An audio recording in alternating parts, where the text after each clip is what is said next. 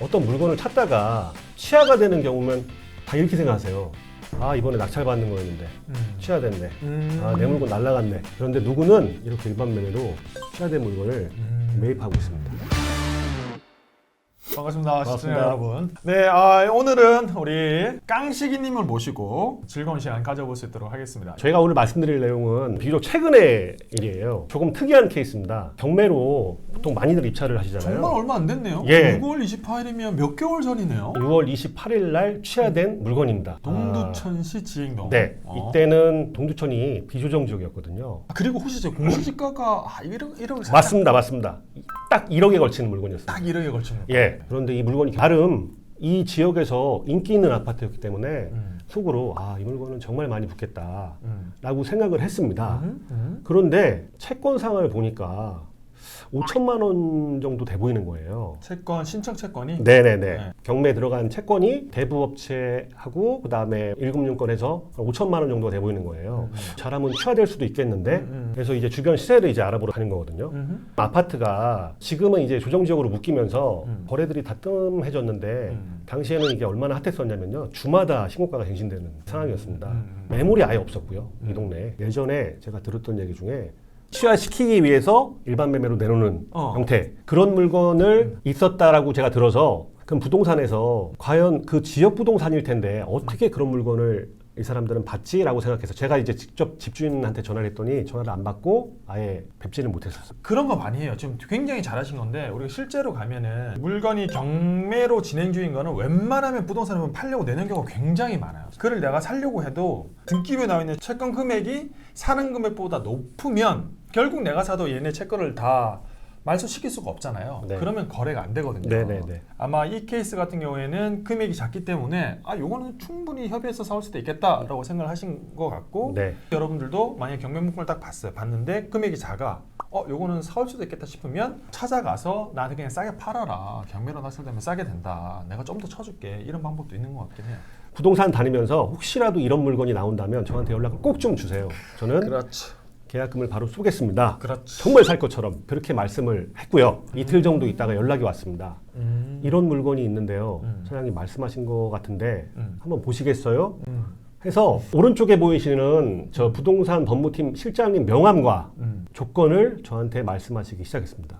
그래서 이건 뭐지? 하면서 제가 잠시만 기다려달라고 하고 5분 안에 검색을 통해서 이 부동산 위치, 그다음에 하는 일들, 법무사 협회 재빨리 찾아서 전화해서 진행하겠다고 말씀을 드렸습니다. 그래서 다음 날 저 소유주, 그다음 부동산 법무팀 실장, 중개소 소장님께서 계약서를 썼습니다. 이게 아까 그 경매 진행했던 그 물건이요? 예, 맞습니다. 네. 근데 보시면 특약사항이 굉장히 많죠. 근저당에 대한 부분을 어떻게 갚을 건지에 대한 부분하고 어떻게 해야 될지에 대한 부분이 들어가 있고요. 그다음에 계약금을 보시면 2억 3,500만 원에 매입을 했는데 네네. 계약금이 5천만 원이에요. 그러게요. 계약금 크네요. 네, 이게 상환금액입니다. 경매를 취하시키기 위한 상환금액. 이 물건을 제가 처음이 아니에요. 두 번째입니다. 첫 번째 분 그 부동산에 오신 분한테 이 물건을 권하셨다는 거예요.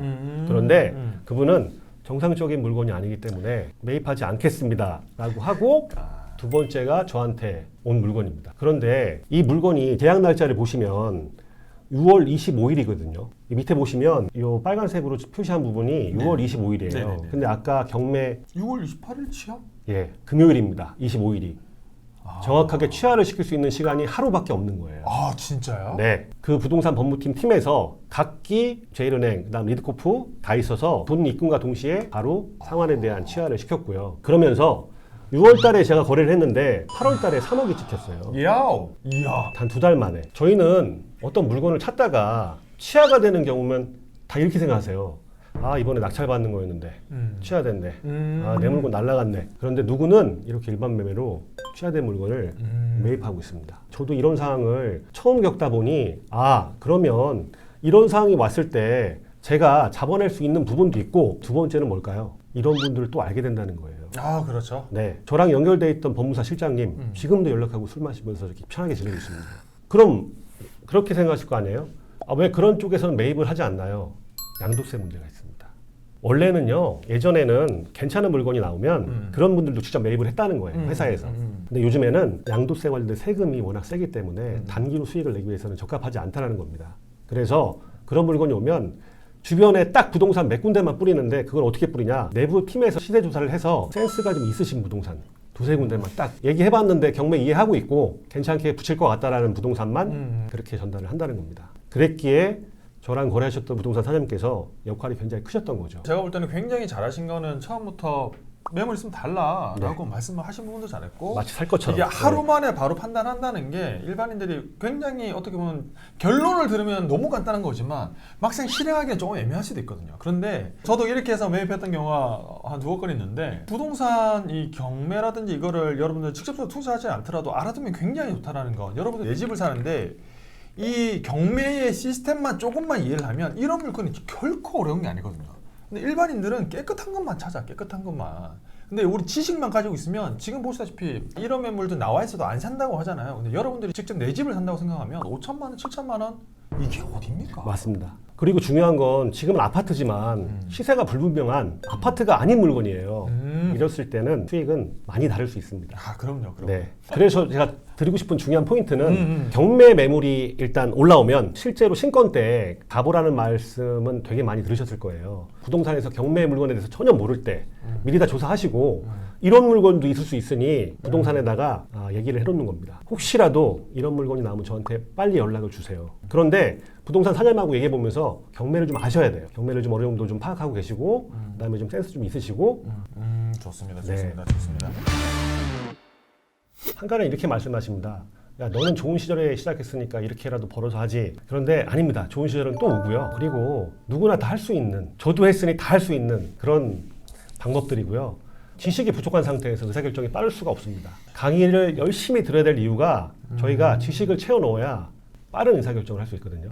굉장히 중요한 부분이기 때문에 항상 공부는 꾸준하게 끊임없이 해야 됩니다. 아, 정말 훌륭하신 말이네요. 신건도 열심히 하면 또 다른 기회가 있으니까 적극적으로 신건이더라도 노력을 해보시길 말씀을 해주셨고 그 말씀 중에 가장 저는 정말 좋은 말인 것 같아요.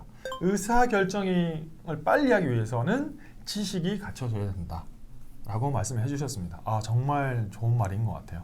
오늘 함께 해주신 깡식이님 감사드리고요. 저는 지금까지 고수의 장바구니였습니다. 감사합니다. 감사합니다.